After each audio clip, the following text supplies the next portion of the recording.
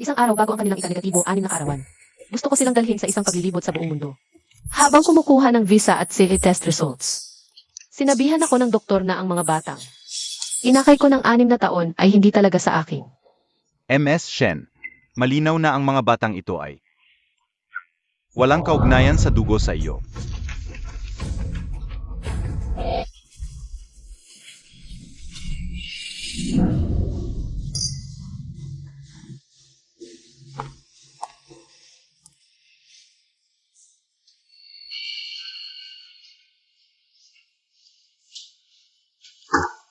Hu Xiao. Narinig kong babalik si Hififei mula sa airport, at susunduin mo siya ngayong gabi. Hindi ka ba natatakot na malaman ni Shen Mingshu? Paano mo naiisip ang ideyang ito noon? Na ipabontis mo si Shen Mingshu para kay Hififei. Saan ka pa makakahanap ng ganito kagandang surugete? Na makapagdala ng dugo ng pamilya Huo, ay ang kay Shen Mingshu. Swerte sa maraming buhay. Sayang, inagaw niya ang titulong MRS Huo. Buti na lang mabait si Fifei, hindi siya nagrereklamo. Ang galing talaga ng plano mo, Hu Xiao. Shen Mingshu, hindi lang nag-anak at nag-alaga ng bata para sa iyo. Pati ang hash isa Shen Family Resources ay sa iyo. Mas lalawak pa ang negosyo mo, Hu Xiao. Sa hinaharap, ang pamilya Shen ay magiging akin. Tayo'y magtagay para kay Hu Xiao. Pa sa Feature Top Tekon, ta. Para sa Feature Top Tekon.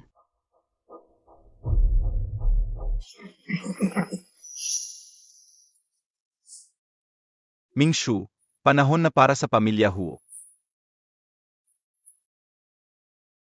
Na magkaroon ng mga anak. Ayokong mahirapan ka.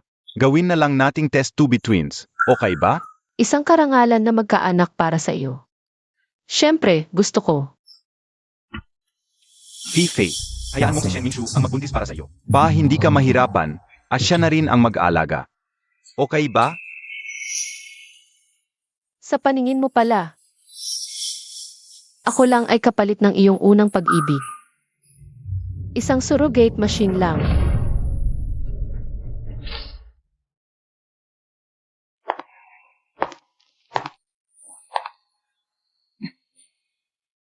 Hu Xiao, sa mahabang panahon, pinipilit mo pa ring maging tapat para sa kanya? Nga, Hu Xiao, matagal nang wala si Hififei. Panahon na pa mag-explore ka naman. Halika. Kayong mga. Mga walang hiya kayo. 8 Mingshu o hindi. Feature sister-in-law. Kailangan mong samantalahin ang pagkakataon.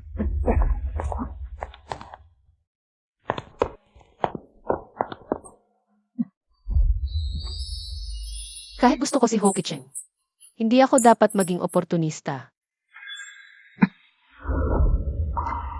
Shen Mingshu, alam kong gusto mo ako. Hindi ako pwedeng makipag-isa kay Hififei. At mukha kang katulad niya.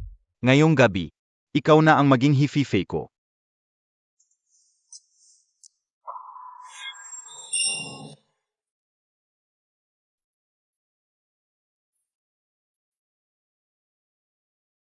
Maligayang anibersaryo ng 6 na taong pagsasama. Ito'y special kong binili sa auction. Nagastos ako ng 1 bilyon. Para sa'yo, ang Heart of the Ocean. Isusuot ko ito sa'yo. Ledsed, salamat mahal.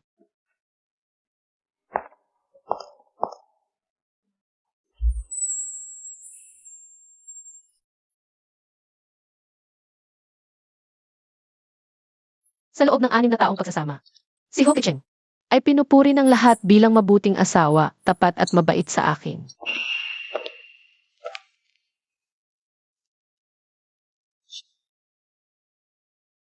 Binabati kita, Jiho, sa ligtas na panganganak ng ina at anak. Mahirap ang ginawa mo, aking mabuting asawa.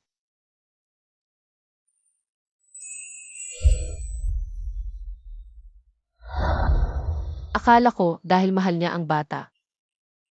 Unti-unti niya akong magugustuhan.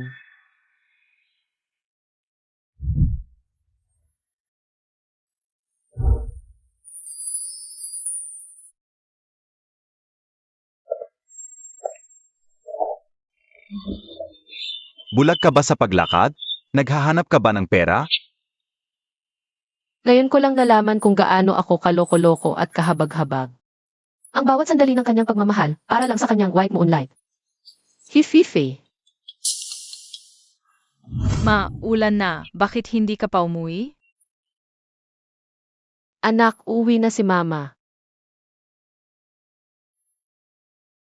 Ang dalawang anak kahit hindi sila aking dugo. Pero inalagaan ko sila ng 6 na taon. Ma, nandito ka na. Pinapahanap ka namin kay Eteli. Nagluto siya ng luyate, nandyan. Ma, lumalamig na ang panahon, madaling magkasakit. Inumin mo na ang luyate para mainit-init ang pakiramdam. Kahit si Hoki Ching ay isang gago, sinaktan niya ako. Tinalikuran niya ako. Pero buti na lang, ang dalawang bata ang nagbibigay sa akin ng kaunting ginhawa. Sige, iinumin ko na ito, anak.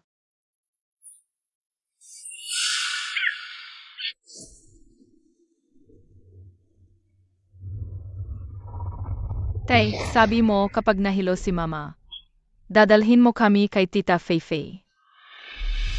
Tara na, Tay. Huwag nating patagalin si Tita Feifei. Ulan na sa labas. Sabi ni Tai, sa pagitan ni Tita Fifei at ni Mama, pwedeng pumili ng walang kondisyon, si Tita Fifei. Pero siya pa rin ang nagpalaki sa inyo. Dapat mabait ka sa kanya, alam mo ba? Ayoko. Maganda at matalino si Tita Feifei. Si Mama, gawaing bahay lang ang alam, wala siyang alam. Kung pwede lang, sana si Tita Feifei ang maging nanay namin. Mas maganda sana. Hindi na natin kailangang tawaging nanay ang matandang ito. Nga, mayroon bang gamot para makatulog ng tuluyan si nanay? Para makapagpalit tayo ng nanay. AMM.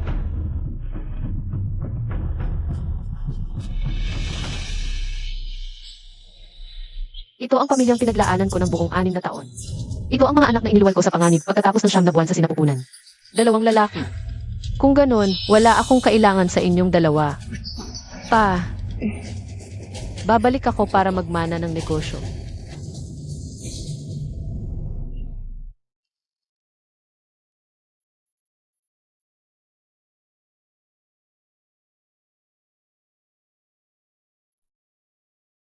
Pirmahan mo itong kasunduan. Tapos na talaga tayo. Masaya ba kayo ngayon?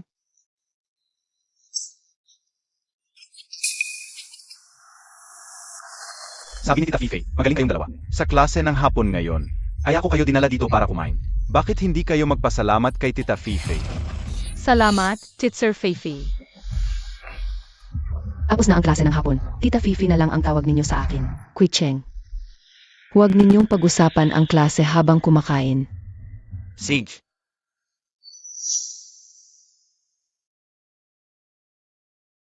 Nanay. Alam mo ba kung paano basahin ito sa hapon? Nga, nanay. Ito. Hindi na alam ni nanay. Baka. Talagang tanga si nanay. Ni hindi alam kung paano basahin ang salitang hapon. Mukhang. Dapat talagang mag-aral ng mabuti ng hapon si nanay. Baka hindi niya alam kung kailan siya inaapi. Mas mabuti pa kung si Tita Feifei na lang ang maging nanay namin. Para sa ganon, maaari naming tanungin si Tita Feifei tungkol sa hapon anumang oras. Nga, hindi na namin kailangang mag-review sa labas gamit ang computer. Ngayon ko lang nalaman. Ang guro sa online ng hapon ni Hu at Uyun ay si Hififi. Mahal din kayo ni Tita. Kaya kumain kayo ng marami. Ngayon ko lang nalaman na ang mga anak na pinaghirapan kong palakihin ay hindi talaga ako minahal. Ang inyong nanay, ni simpleng hapon ay hindi marunong, ngunit nangako pang dadalhin kayo sa Hokkaido. Sa tingin ko, mas angkop si Tita Fifei na maging nanay ninyo. Mas gusto ko rin si Tita Feifei. Tatay, totoo ba ang sinabi mo? Ngayon ko lang nalaman na ang dahilan kung bakit kinamumuhian ako ng mga bata ay ikaw.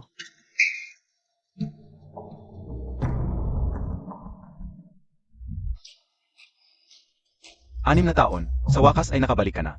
Pa sa bagong buhay ng ating pagmamahal, naghanda ako ng cake. Fifei, nangako ako sa'yo na ibibigay ko ang Heart of the Ocean bilang regalo sa'yo. Bago ang Heart of the Ocean na tutuo at peak. Ang Heart of the Ocean na binili sa auction sa halagang 100 milyon ay nasa kamay ni Young Master Hu. Mukhang para salubungin ang pagbabalik ni Miss He. Ginastusan talaga ni Boss Hu. Kung hindi lang sa alitan ng mga pamilya, Hu, at 50 taon na ang nakalipas. Siguradong magkasama na ang magandang pagsasamahan nila. Sayang talaga. Ngayon ko lang nalaman kung bakit ang sama ng tingin ko kay Mama. Palagay ko, mas bagay si Papa kay Tita Feifei. Papa, hiwalayan mo na si Mama. Gusto ko talaga si Tita Feifei. Isusuot ko sa'yo. Isuot, isuot, isuot. Kahit na akala ko, regalo mo iyon para sa akin. Ngayon nasa iba na. Kung gusto ninyong magkasama, gagawin ko ang nais ninyo. Ngayon, tingnan natin kung hanggang kailan tatagal ang hukort. Kung wala akong suporta,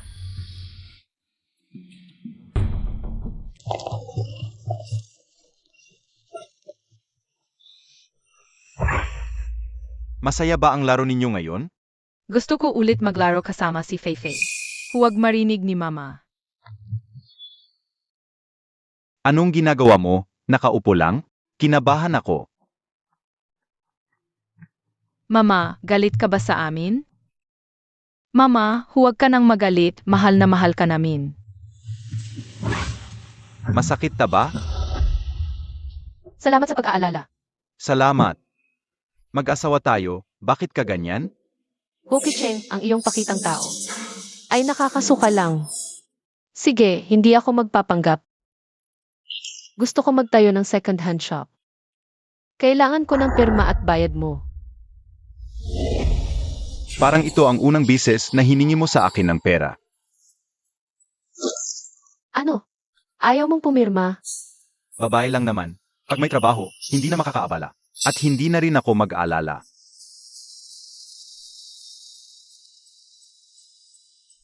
Siyempre, ibibigay ko lahat ng gusto mo.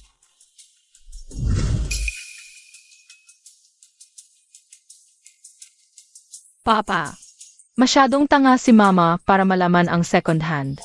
Malamang malulugi. Papa, kung si Tita Feifei ang, kung sana inanay na lang namin kami.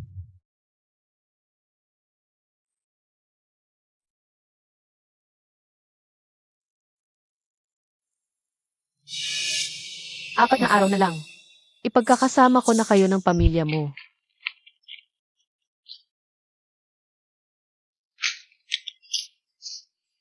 Di pa marunong mag-solve ng Rubik's Cube, mas tanga pa sa nanay ko. Di masarap ang keke mo, mas masarap pa ang luto ng nanay ko. Kayo pa ang yaya. Anong pinag-aawayan nyo? Nanay nyo lang ba ang gusto nyong mag-alaga sa inyo? Ikaw naman, di mo pa magawa ng maayos ang simpleng bagay. Ano bang pinagkakagastusan ko sa iyo? Simpleng bagay lang. Nga. Para sa'yo, ordinaryong gawaing bahay lang ang ginagawa ko. Pwedeng palitan ng kahit sinong yaya. Pero di mo alam, gaano karaming advanced cake courses ang dinaanan ko. Gaano karaming sertipiko ang nakamit ko. Para lang maging mas masaya ang mga bata sa araw-araw. Para sa'yo, simpleng bagay lang. Masarap ba? Ang galing ni Mommy. Daan-daang Rubik's Cube ang sinubukan ko, daan-daang video ang pinanood. Libo-libong pag-practice. Bago ko nakamtan ang ngiti sa mga mukha ng mga bata. Ang galing ni Mommy. Shen Mingshu, nasaan ang gamit ko? Di mo pa alam ang isusuot mo ngayon. Kahit ikaw, Cookie Cheng, yung perfect fashion sense mo sa trabaho. Yun ay dahil sa mga fashion show na pinanood ko, mga masterclass na dinaanan. Sa pagmemorya ng fashion taste ng bawat kliyente mo. Taon-taon kong pinag-aralan. Para mapanatili ang kaligayahan ng pamilyang ito. Lahat ng ginawa ko, simpleng bagay lang. Pero di mo naisip na bukod sa pagiging asawa. Nanay, ako rin ay sarili ko. Shen Mingxiu. Kausap kita, naririnig mo ba ako? Alam ko na. Martes ngayon, ang kliyenteng makikita mo ay General Manager Kasidi. Gusto niya nang makabago ang fashion pero composed pa rin. Pumili ka ng puting blouse at dark blue na tie sa aparador. Isuot mo ang light blue na suit. Segsh, alam ko na. Gusto niyong kayo ang gumawa. Hayaan ko na kayo. Buti na lang. Malapit na akong maging sarili ko ulit. Momay, malalete na kami sa class. Dalhin mo na kami. Masama ang pakiramdam ni Mama. Ayaw ko. Mama, malapit na magsimula ang golf lesson namin. Pakiusap, dalhin mo na kami.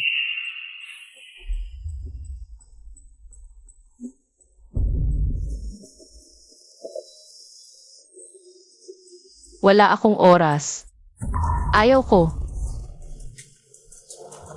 3 araw na lang, aalis na ako sa bahay na ito. Titingnan ko kung gaano kayo kagulo. Shen Mingshu, pag-usapan natin. Dati, napakaalaga mo sa mga bata, sa gabi at araw. Pero nitong mga nakaraang araw, laging nagrereklamo ang mga bata. Hindi ka nila mahana. Talagang tamad ka na sa trabaho. Tamad ako sa trabaho. Okay, talagang itinuring mo lang akong yaya sa bahay niyo. Anong ibig mong sabihin? Itinuring kitang yaya? Sa loob ng 6 na taon, masipag ka at tapa. Inalagaan mo ng maayos ang mga bata. Walang reklamo.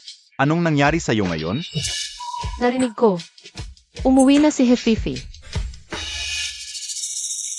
Ano? Anong kinalaman mo? Wala akong kinalaman. Pero may kinalaman ka.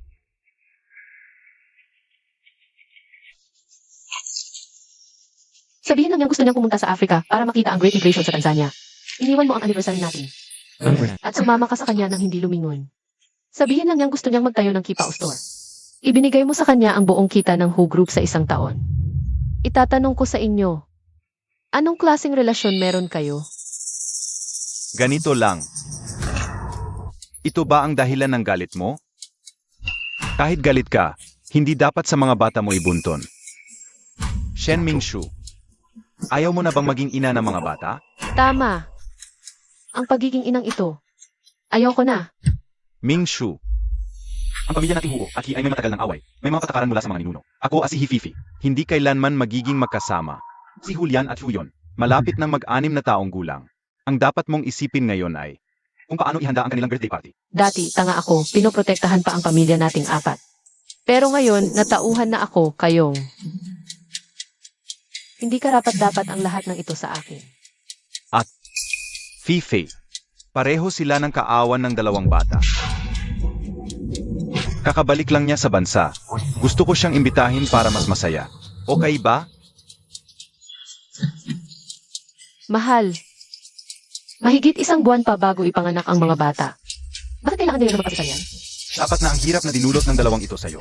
Baka magkaroon ng panganib kung hindi ngayon. At bakit ngayon? Kumonsulta ako sa sikat na Feng Shui Master. Maganda ang kapalaran ng mga isisilang ngayon. Ara na. Kaya pala, araw ng panganganak, kaarawan niya. Isinugal ko ang buhay ko. Para lang maging bahagi ng romansa ninyong 2. Natauhan na rin ako ngayon. 2 araw na lang. Pagkatapos ng 2 araw, lilisan na ako ng tuluyan.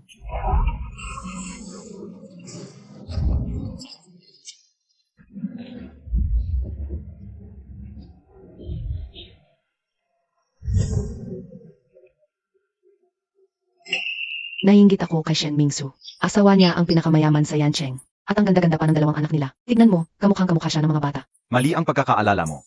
Ito si Shen Mingshu. Siya. Ang unang pag-ibig ni Huo noong kabataan niya. Kakabalik lang sa bansa. Para silang tunay na pamilyang magkakasama. Wu Kicheng, paano kayo ng tao? Kung sino ang tunay na ina ng mga bata. Sige na. Itong birthday party, huling paalam ko na ito sa inyo. Shen Mingsu.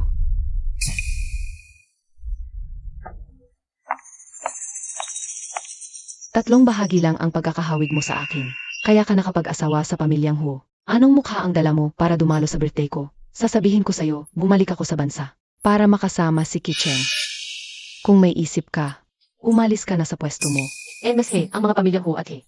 May agwat ng tradisyon at pagkakagalit. Kahit mahal ka talaga ni Hu Kicheng, hindi pa rin kayo magkakasama. Huwag mong isipin na dahil nagbigay ka ng tagapagmana at nanganak ng 2 bastos, matatag na ang pwesto mo sa pamilyang Huo. Gayon, tignan natin kung gaano kahalaga ang kapalit na to sa paningin ni Kicheng. Walang halaga. 2 bastardo. Baka si Hu Kicheng ang nagpalihim na nagpaiv.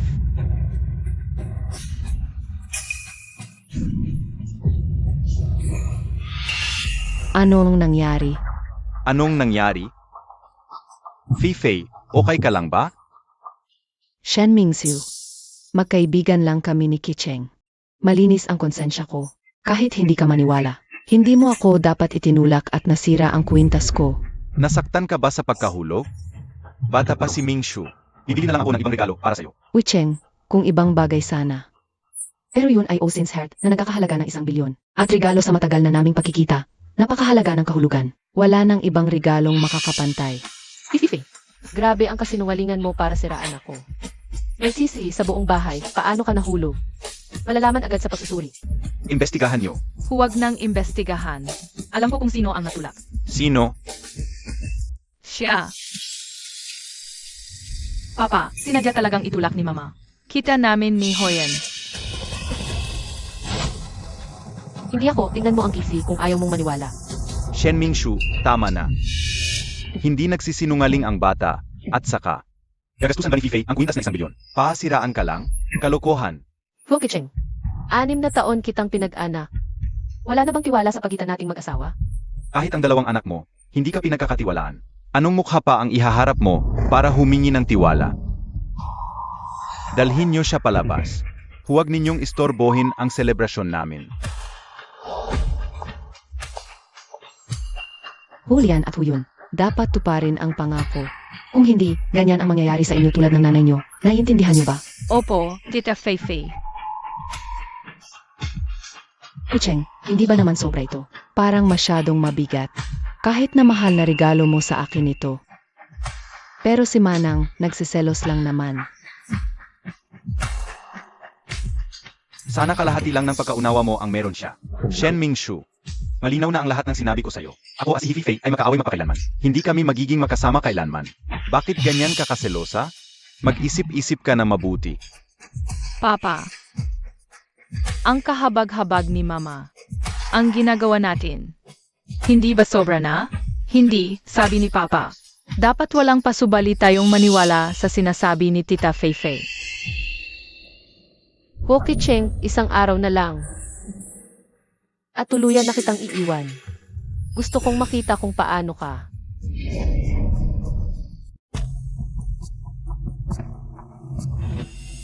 Ay, anong nangyari? Kawawa naman ang pasyenteng ito. Ang tagal na sa ospital, walang bisita mula sa pamilya. Baka nag-isa lang siya sa pamilya. Hindi.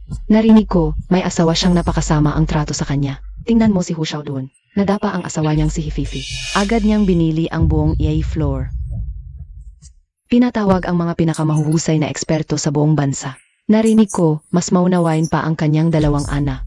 Isang nagupunas ng mukha, isang nagkukwento.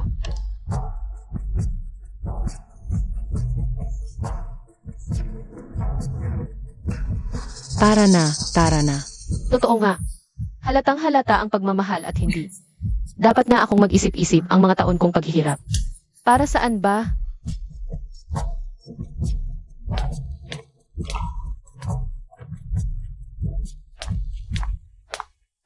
Mingzhu, ikaw nga talaga. Ang laki-laki ng industriya ng pamilya ko. Bakit hindi kayang mag-hire ng caregiver? Paano mo nalaman na may sakit ako? Kanina sa pagkuha ng gamot, narinig ko ang mga nurse kaya dumiretso ako. Ngayon, ang katayuan ko ay naging isang di ka nais-nais. At hinahamak na pag-iral. Ang pagiging different ko. Napakalungkot naman. Inaapi ka ba ni Ho Keqing? Wala iyon. Abala siya. Nanay ka naman ng 2 anak.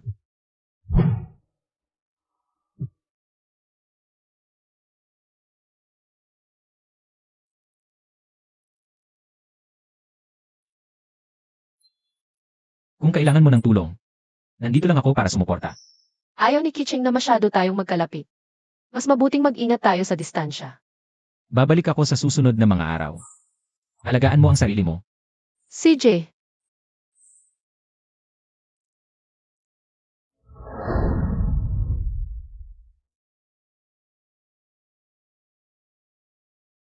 Hoy, MS Shen. Bakit ikaw lang mag-isa? Kahit nakalabas ka na sa ospital. Walang kamag-anak na sumundo sa'yo. Madam, inutusan ako ni Boss Hu na sunduin ka. CJ. Ituring na lang natin itong huling pamamaalam. Hindi ba si Hu Keqing ang gustong makipagkita sa akin? Bakit si Hififi? Baka may masamang balak si Hififi. Ayoko na. Hoy, huwag kang umalis. Ngayon, maglaro tayo ng isang laro. Hififi, ano ba ang gusto mong gawin?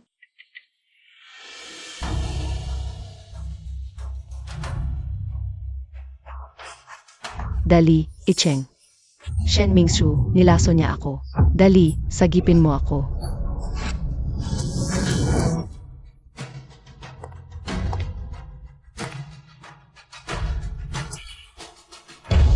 Ano Ano ba talaga ang balak mo? Magsisimula na ang magandang palabas. Shen Mingshu, sa pagkakataong ito, gigibain ko ang pagkatao mo.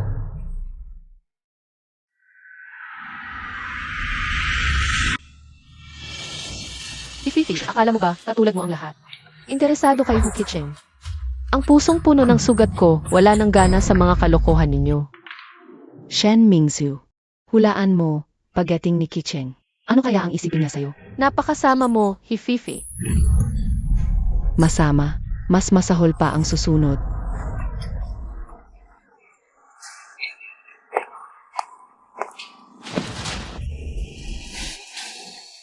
Nababaliw ka na ba?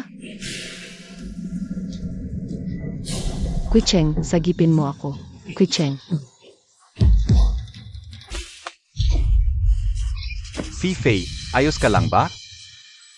Shen Mingshu, ano na namang kalokohan ang ginagawa mo? Kicheng. Shen Mingzu. Nilaso niya ako. Gusto niyang siraan ako. Shen Mingshu. Ang dumi talaga ng paan mo. Hindi ganoon, Hu Kicheng.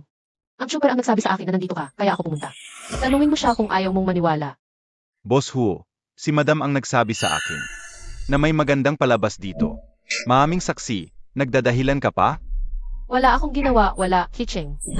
Boss Huo, mapapatunayan ko rin na si MS Shen ang nagdala sa akin dito. Sabi niya, sirain ko ang pagkatao nitong dalaga. Hindi ko inakala na ito pala ang minamahal ni Boss Huo, ang anak na babae ng pamilya He. Buti na lang dumating ka ng maaga, kung hindi ako. Shen Mingshu, kung tutuusin, ikaw ang ina ni Huyon. Paano mo nagawa ang ganitong karimari-marim na bagay? Fifei, okay ka lang ba? Kicheng. Ang init.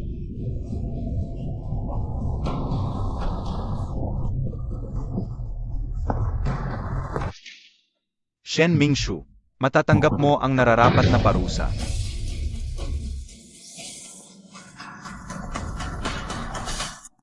Shen Mingzu. Ngayon, akin na si Kicheng, pati ang bata ay akin na rin. Kahit ang bahay na ito para sa kasal. Dito ko rin siya ginamit. Kung makikita mo, siguradong magagalit ka ng husto.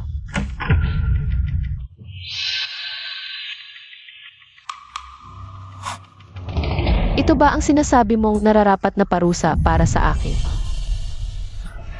Iano naman kung ikaw ang may kasalanan. Anong karapatan mo para magalit? Tama. Kung hindi mo ako binigyan ng gamot, hindi sana nangyari ito. Shen Mingshu, lumabas ka at mag-isip-isip. CJ. Mag-iisip ako, iiwan ko ang kwarto sa inyo. Lalabas na ako, okay.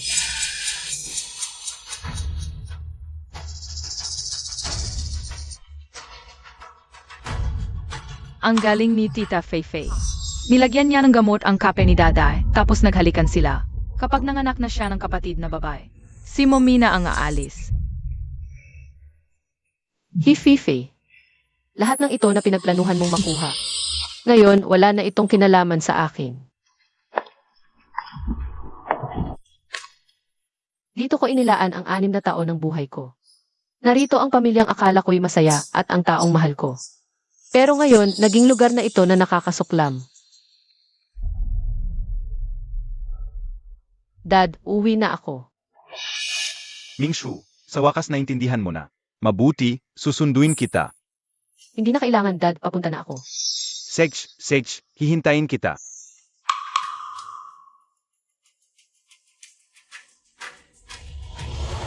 Hu Kicheng. Hindi ba't gusto mong makasama si Hififi? Ngayon, binibigyan kita ng kalayaan.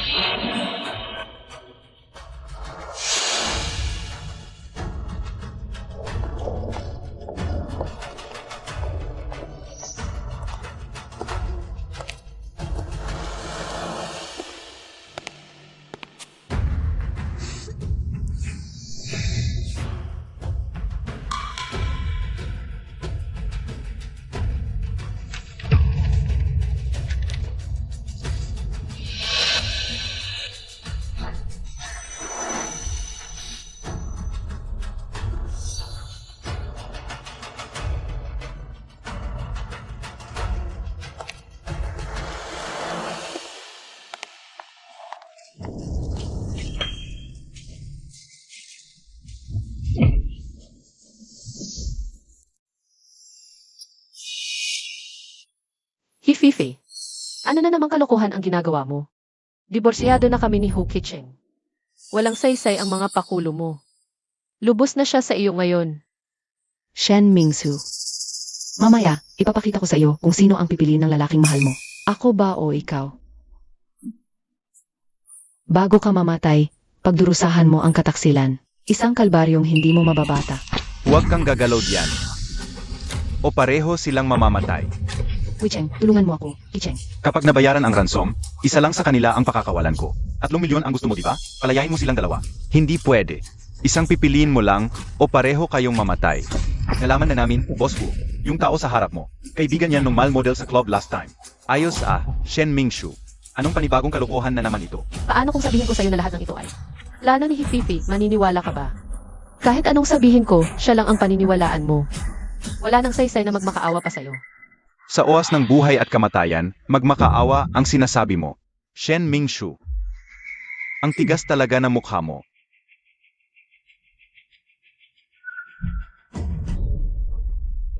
Sino ang pipiliin? Kung talagang tauhan niya sila, hindi naman siguro nila gagawan ng masama.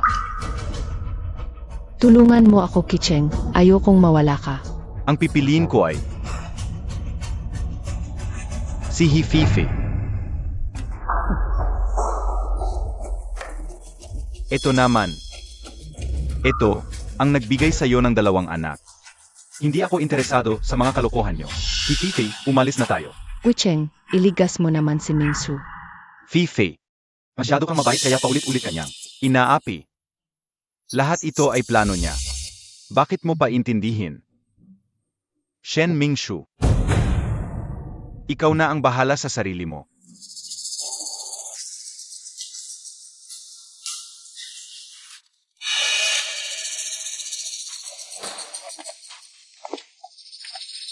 Sayang ang ganda ng mukha mo.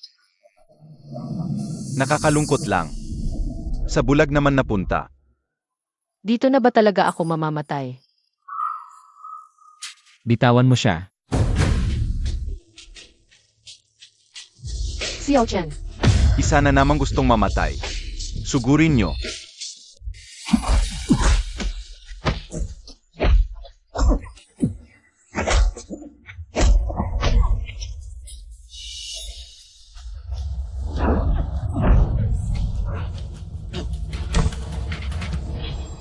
Mingzhu.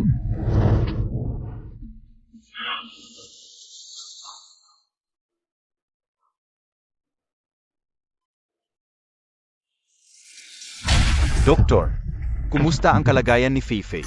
Mild concussion lang. Magpahinga lang ng ilang araw, gagaling din. Salamat, Doktor.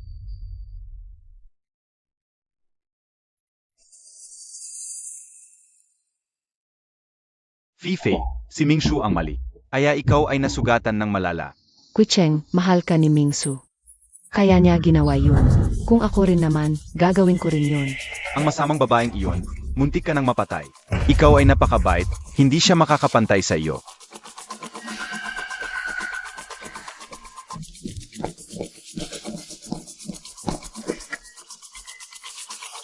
Wicheng, ang sakit.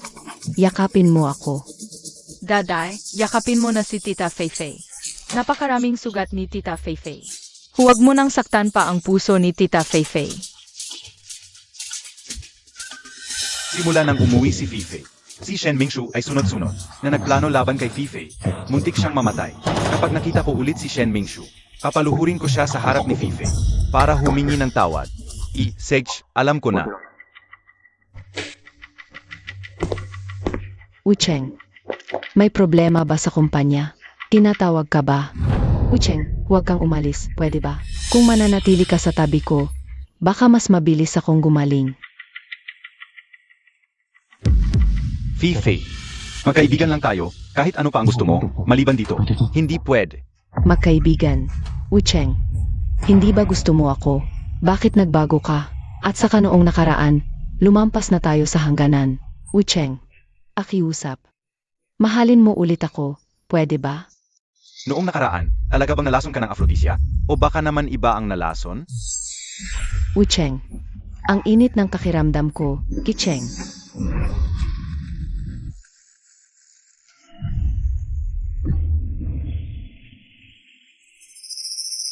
Palagi akong maingat sa sarili ko. Kahit na si Shen Mingshu ay kapalit lang. Hindi ko naisip na ipagkanulo siya. At nang gabing iyon, may naramdaman akong pamilyar. Parang ako ang nalaso. Anong gagawin ko?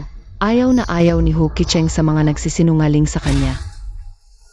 Daday, si Mommy ang naglagay ng gamot noong araw na iyon. Daday, sabi ni Mommy kapag wala na si Tita Feifei, saka lang mawawala ang isip mo. Kay Tita Feifei. At kapag nagbuntis siya ng lalaki, ang posisyon niya sa angkan ay magiging mas matibay. Shen Mingshu. Hindi ko akalain na ginawa iyon ni Shen Mingsu.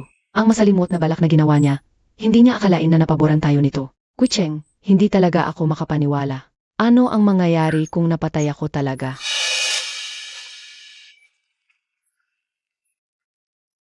Itong dalawang bastardo, nakakatulong pala sila sa kritikal na oras. Shen Mingshu. Akala ko pa naman ay dalisay ka at inosente. Ako pa nga ang nakonsensya. Dahil niloko ko ang damdamin mo, at pinapanganak ko ang anak ng ibang lalaki. Hindi ko akalain. Gumagamit ka pala ng maruming paan para makuha mo lang ako. Shen Mingsu, anong karapatan mong makipaglaban sa akin? Ngayon nasa akin na ang asawa at anak mo.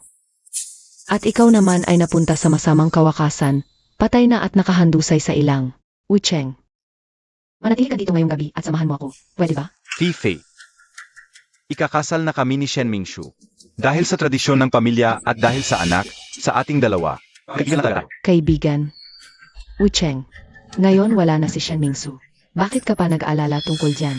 Kung sa tingin mo na maapektuhan ng ating relasyon ang mga bata, pwede mong tanungin sila. Itay, gusto ko si Tita Feifei na maging nanay ko. Wala na ang nanay at tatay mo, bakit mo pa siya hinahanap? Hindi siya mawawala. Lahat ito ay panlilin lang ni Shen Mingshu. Paano siya mawawala? Feifei. Bigyan mo ko ng kaunting oras para tanggapin ito. Magpahinga ka muna, isasama ko ang dalawang bata pa uwi. Ara na. Hu Kicheng. Nagkagusto ka pala kay Shen Mingsu. Pamalit lang ako sa kanya. Anong karapatan niyang makuha ka? Pero buti na lang, hindi mo na siya makikita kailanman sa buong buhay mo. Kamusta na? Patay na ba talaga si Shen Mingsu?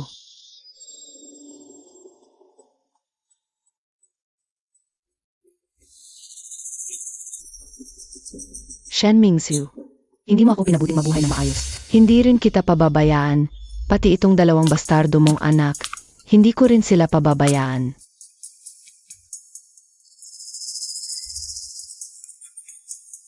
Ngayon, tingnan natin gaano pa katagal mabubuhay itong dalawang bastardo.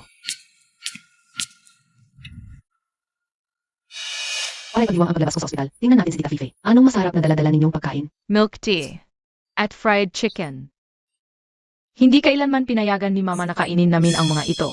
Nga, masyadong mataas ang standard ni Mama. Lahat ng magagandang bagay ay iniingatan niya para sa sarili niya. Si Tita Feifei pa rin ang mabait sa amin.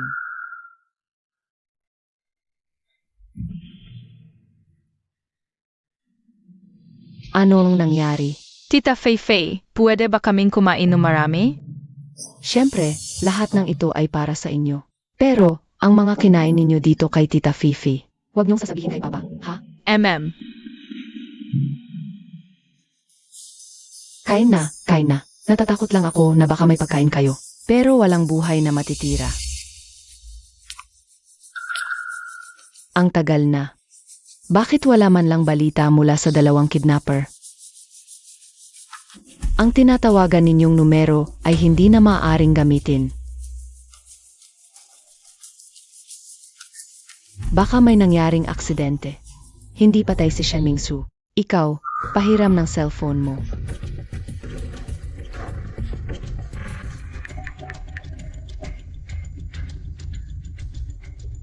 Hello.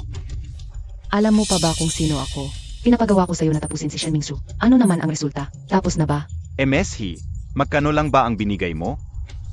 Ang ibig mong sabihin ay, hindi patay si Shen Mingsu. Pag alis ninyo, may lalaking sumagip sa kanya. MSH, ikaw ang hindi tumupad sa usapan. 50,000 lang ang ibinigay mo para sa isang buhay. Sa mundo ng krimen, katatawanan lang iyan. Ikaw. Anong ikaw? Ikaw ka diyan. Bukas, mawawala na ang numerong ito. Hindi mo na ako mahahanap pagkatapos. Huwag kang maglakas loob. Bakit hindi? Maliban na lang kung i-report mo ako sa pulis. Kung ganoon, malalaman ni Boss Huo ang marumi mong ginawa. Hulaan mo kung mamahalin pa niya ako. Ikaw.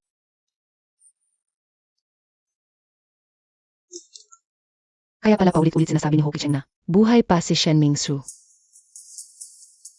Baka naman. Anong sinabi mo? Wala pa ring balita tungkol kay Shen Mingshu. Hindi ba't nakauwi na siya?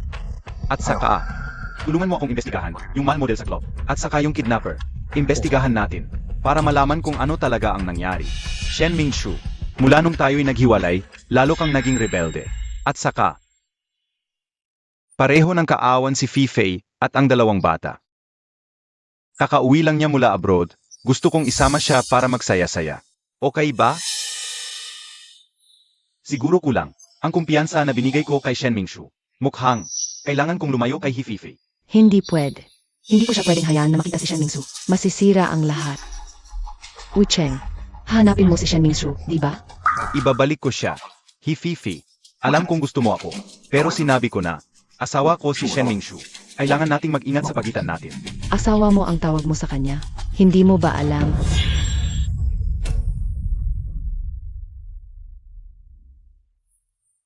Totoo pala ang sinabi ni Shen Mingsu. Wucheng, hindi na siya asawa mo, dibosyado na kayo. Ano ang sinasabi mo?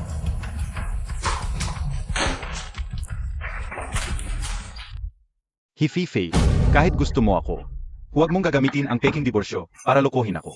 Hanggat hindi ko iniwan si Shen Mingshu, siya pa rin ang MRS Hu. Kailan ka pa naging ganito? Tingnan mo, pirma mo ito. Nakasulat dito, maniwala ka na. Impossible.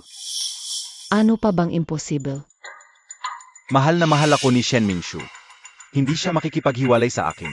Baka naman, nahuhumaling na siya kay Shen Mingsu. Hello, tulungan mo akong imbestigahan ito. Ganito kasi, MR Hu, isang buwan nang valid ang diborsyong ito. Kailan ako pumirma ng diborsyo? Baka nung panahong. Gusto kong magtayo ng second-hand shop. Kailangan ng pirma at bayad mo. Parang ito ang unang bises na humingi siya ng pera sa akin. Bakit ayaw mong pirmahan? Tulungan mo akong mag-imbestiga. Francis, May pondo ba para bumili ng second-hand shop? Wala po, Boss Hu. Sage, Shen Mingshu. Kaya pala ayaw mong ipakita ang kontrata sa akin. Matagal ka na palang gustong umalis sa akin. He Cheng, ang babaeng materialista tulad ni Shen Mingsu. Pera lang ang habol sa'yo. Mas mabuti pa nga na wala na siya. Hindi mo alam kung gaano siya kahalaga sa akin. Sabihin mo, Boss Hu, ang Shen Group, inanggal na ang lahat ng suporta sa Hu Group. Ayaw na makipagtulungan ng ibang kumpanya pagkatapos malaman. Anong sinasabi mo? Shen Mingshu, napakalupit mo para ipahamak ang Hu Group. Isipin mo naman ako at ang dalawang anak natin.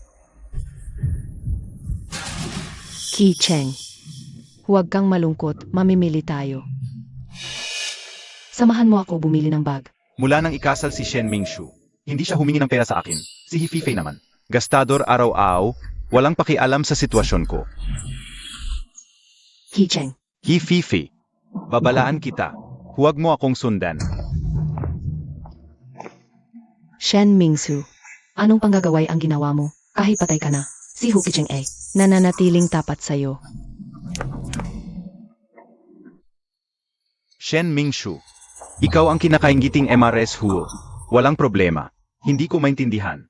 Bakit mo ako hiniwalayan? Boss Hu, naimbestigahan ko na ang itinerary ni Mrs. Maliban sa araw na iyon, pumunta siya sa ENA Testing Center. Anong ginawa niya doon? Boss Hu, para sa visa para sa World Tour. Kailangan ng paternity test para sa dalawang batang ito. Bakit hindi mo sinabi sa akin ang ganitong malaking bagay? Boss Hu, hindi ko alam na ikaw yon, bumaba ka. Kaya pala mula noong araw na iyon, alam na ni Shen Mingshu ang totoong pagkatao ng mga bata. Kaya pala naging napakalamig niya. Walang pakialam sa mga bata. Kaya pala bigla siyang umalis ng walang paalam. Lahat ng ginawa niya kay Fifei ay paghihiganti lang pala.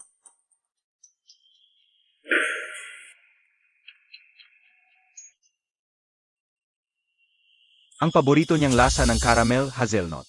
Ngayon, ako na lang ang nag-isang natitikman nito. Shen Mingshu, 6 na taon din ang pinagsamahan natin. Paano ka nagpaalam ng ganun, Hu? Ang pinakamahalaga ngayon ay hanapin ang misis. Kung talagang mahal mo siya, sa hinaha pwede naman kayong magkaroon ng sarili niyong anak. Ama.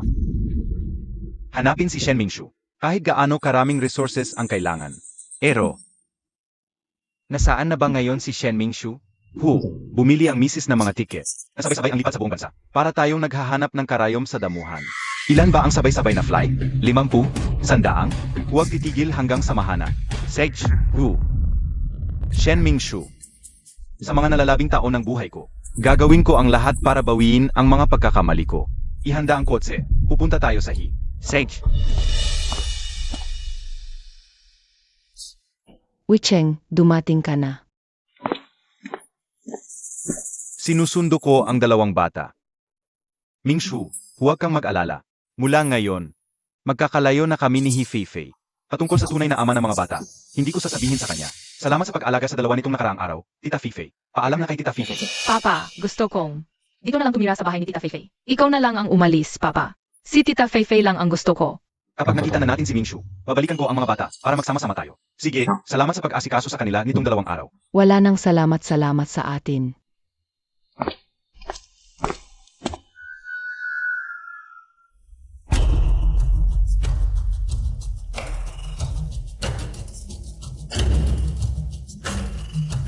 Nakalimutan ko ang susi ng kotse.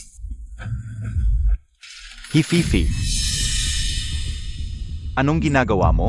Ang palasa lang ito. Totoo ba talaga? Wicheng, nagsisinungaling ba ako sa'yo? Papa, ang sarap ng pampalasang ito. Papa, gusto mo ring tikman? Hindi kumakain si tatay. Kunin lang ni tatay ang susi ng kotse. Huwag mo nang pakainin ang mga bata ng ganitong junk food. Ngayon lang to, bilang pabuya sa mga bata. Mabilis ba ang pag-unlad nila sa pag-aaral ng Japanese? Ang bayad sa pag-aral ng Japanese ng 2 batang, dito sa'yo. Ipapadala ko na lang sa'yo. Sa pagitan natin. Sa pagitan natin, magkaibigan lang tayo.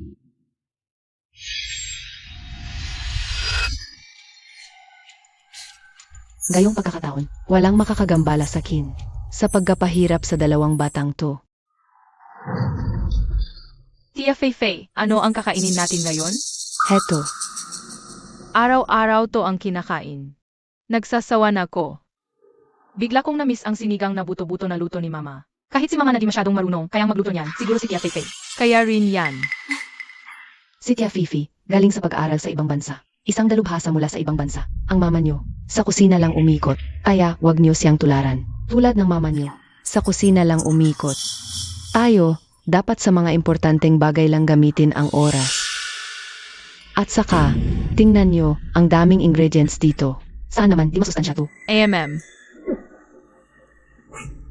Sige, ganito na lang. Kung maayos kayong kakain ng mga snacks, bibigyan ko kayo ng inumin ni Tia Fifi.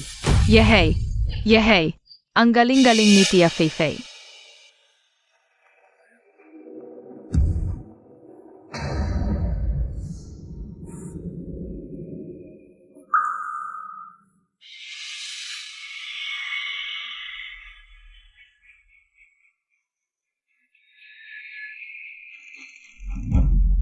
Matulog na kayo. Masisira rin ang katawan nyo sa kakakatulog. Al, dalhin nyo na ang 2 batang yan. Huwag nyo akong istorbohin. L. Ale, palagi na lang natutulog ang 2 bata. May problema kaya? Maswerte ang batang mahilig matulog. Pero kung ikukwento mo to sa iba, magdudusa ka. Naintindihan mo? Opo.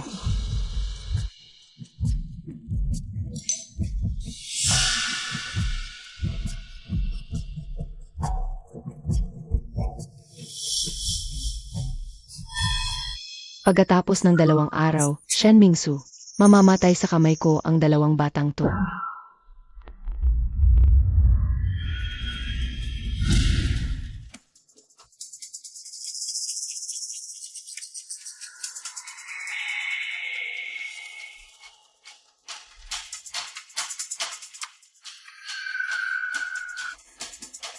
Alhi, may nangyari sa 2 bata. Ano yang sigaw-sigaw mo? Ang ingay.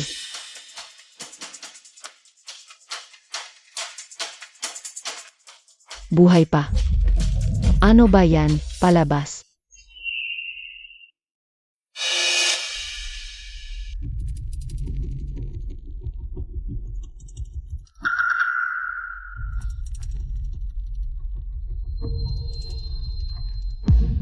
Hoy, Feng, ilang pakit ba talaga ng lason sa daga? Ang kailangan para maging epektibo. 3 pakete. 3 pakete lang. Siguradong di malalaman ng kahit sino.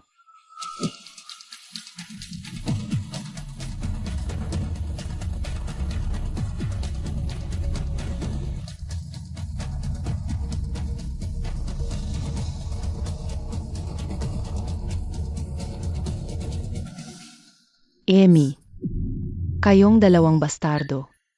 Hindi na kayo makakatakas ngayon. Kailangan kong palitan si Shen Mingsu bago siya matagpuan.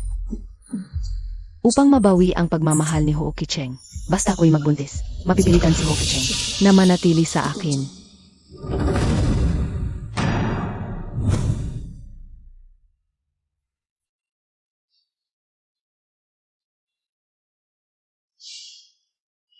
Tatay, maraming masarap na niluto ni nanay.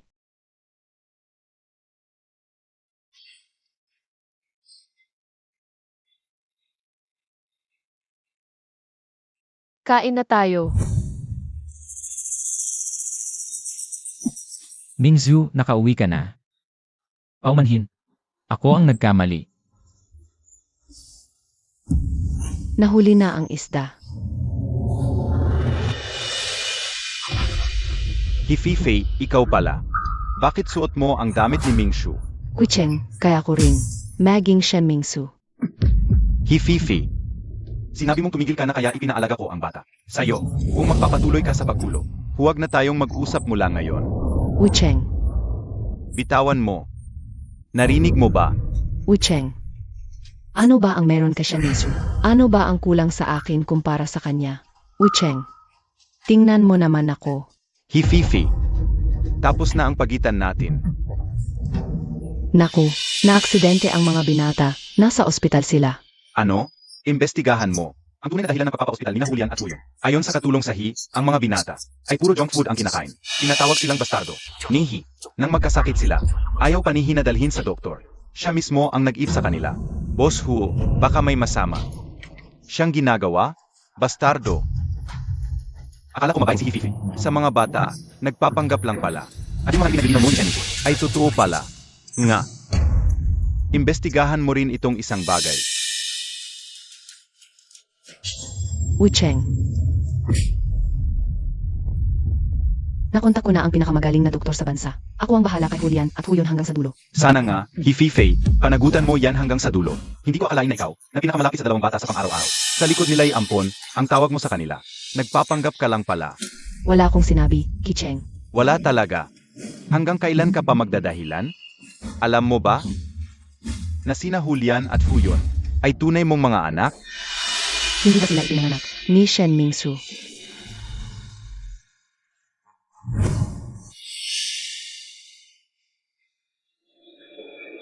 Paano? Paano sila magiging tunay kong mga anak? Ano? Ngayon, hindi mo na sila tinatawag na ampon? Ang mga batang itinuring kong salot at pinahirapan ng husto. Tunay ko palang mga anak. Lahat pala ito ay hindi pagkakaunawaan. Ang mga paghihirap na dinanas ni Mingshu, babayaan ng pamilyang Hinang paulit-ulit. Kicheng. Doktor, kumusta na ang aking dalawang anak? Wala muna sa peligro ang buhay ng dalawang bata, pero may malalang mga komplikasyon. Maaari silang maging gulay. Ano? Gulay? Doktor, pakiusap, iligtas mo ang aking mga anak. Pakiusap. Shen Mingshu, saan ka ba talaga? Pasok. Boss Huo, may resulta na ang ipinahanap ninyo. Sabihin mo, ang driver na naghatid sa may bahay sa club ay pinag-utos ni Hififei. Ituloy mo, nahuli na rin ang dalawang magnanakaw. Wala talagang kinalaman ang modelong lalaki. Ang tunay na utak sa likod ay si Hififei. Walang kaalam-alam ang may bahay. Lahat pala ay gawa ni Hififei. Nagkamali ako kay Shen Mingshu. Nang kailangan kong pumili, pinabayaan ko siya. Gaano kaya siya nasaktan? Boss Huo, huwag kayong mag-alala. May balita na po tungkol sa may bahay. Saan? Xiao Chen. Dati ka nang nakoma dahil sa bubog ng mga kidnapper. Bakit ngayon mo lang sinabi sa akin? Kumusta na ang mga sugat mo? Sabi ng doktor wala namang malubha. Pero, Pero ano? Grabe ang brain hemorrhage. Matigas pa rin ang ulo mo. Sige, hahanap ako ng doktor para sa'yo. Anak yun ni Huki Cheng. Kahit kanino pa yan. Ngayon, lulubusin kong ligawan si Mingzhu. Shen Mingshu. 6 na buwan ka palang nawalay sa akin. May anak ka na sa labas, ha? Suki Cheng, anong kinalaman niya? Anong pakialam mo? Akala ko pa naman, may konsensya ka. Pinakasalan mo ako. Para lang makasama yung lalaking yun, di ba? Akala mo lahat katulad mo. Nasa piling ka na nang aagaw ka pa. Shen Mingshu. Sabihin mo, sino yang lalaking yun? Huwag ka nang maghanap. Nandito ako. Sino ka? Si Yun Xiaoshan, pinakamayaman sa bansa. Kasintahan ko na ngayon si Mingzhu. Pinakamayaman sa bansa? Yun si Xiaoshan? Sige. Shen Mingshu. Talagang pera lang pala ang habol mo. Akala mo, lahat katulad mo. Malapit nang magsara ang hukot. Nang walang tulong ng Shen. Ang pakay mo ngayon ay humingi ng tulong kay Shen Mingzhu. Di ba? Totoo ba lahat ng sinabi niya? Ano naman? Shen Mingshu. Ang tagal kitang pinakasalan. Bakit di mo tulungan ang hukor? Sa oras ng pangangailangan? Akala ko pinuntahan mo ako para ayusin ang ating relasyon. Dahil sa natitirang pagmamahal. Pero hindi pala. Para lang sa sarili mo. Shen Mingshu. Pakiusa. Tulungan mo ang hukor. Nakamit na ni Hififei ang narapat na parusa. Dahil sa kanya, nasa ICU ang 2 bata. Sabi ng doktor, baka maging vegetable state. Ano nang sinabi mo? Nakamit na ni Hififei ang parusa. Nasa ICU ang 2 bata. Malamang na maging gulay. Shen Mingshu. Ako ang bahala sa paghiganti kay Hififei. Dapat masaya ka, di ba? Magkano ba para tapos na tayo? Shen Mingshu. Diretso na, huwag magpanggap. 50 milyon, di ba? CJ, bibigyan kita. Pero may kondisyon ako. Ano yun? Lumuhod ka.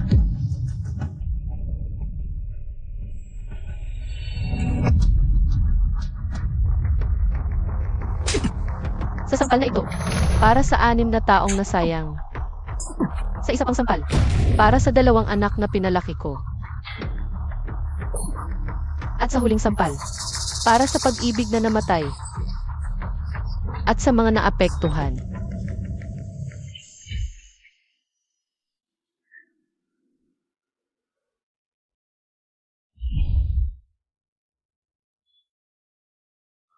Tapos ka na ba umiyak? Pasensya na. Nanadamay ka sa mga problema ko. Yung Xiaoshan. Ganyan ka ba? Nagloloko ka ba? Lahat ng ginawa ko. Para lang sa'yo. Eh yung mga bata. Ituturing kong parang akin. Pakasalan mo ako. Umalis tayo at magsimula ulit. Sige na. CJ,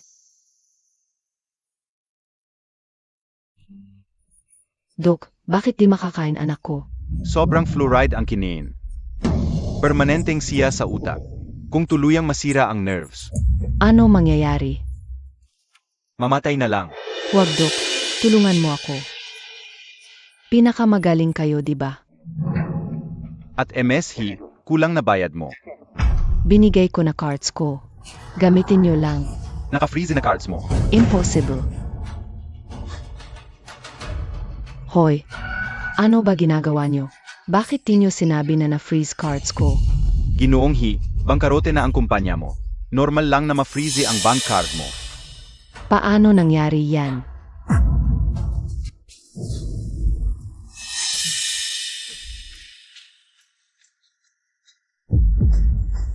Ano nang ginagawa ninyo? Oy, nakabalik na si Boss Hi. Na-embargo na ang bahay mo. Bakit? Bakit nila sinasamsam ang bahay ko? Milyon-milyon ang utang ng pamilya, isa bangko. Wala kang pambayad. Natural lang na ang bahay mo ang ipanagkakasala. Saan kami ng mga anak ko titira? Di namin yan problema. Nung nanghihiram kayo ng pera, ano bang iniisip ninyo? Akiusap. Dahil sa 2 kong anak, patawarin mo na ako. Di ko inakala, ang dating prinsesa ng pamilya Hi. Ang unang pag-ibig ni Boss Hu Kicheng. Ngayon, ganyan na lang ang kalagayan.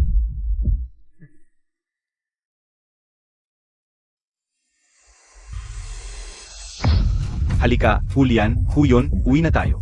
Huwag kayong alis. Hifi-fi. May mukha ka pang humabol sa mga bata. Tignan mo, anong ginawa mo sa kanilang dalawa. Parang mga multo na lang. Alis na tayo. Ki Cheng. Anak natin sila. Pakiusap, patawarin mo na ako. Umalis ka sa harap ko. Masakit. Masamang tao ka na walang kaming nanay dahil sa'yo. Galit ako sa'yo. Pinaghiwalay mo kami ni Shen Mingju. Tapos ginawa mo pang ganyan ang mga batang ito. Iniwan ng pamilya, walang matirhan, bangkarote ang kumpanya. Yan ang narapat sa'yo. Alis na tayo. Bakit? Bakit ako napunta sa ganitong kalagayan?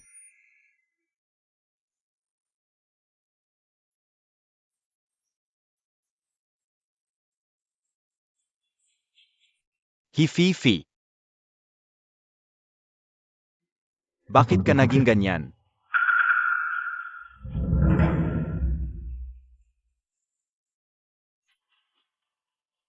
Shen Mingju, nasaan ka na ba talaga?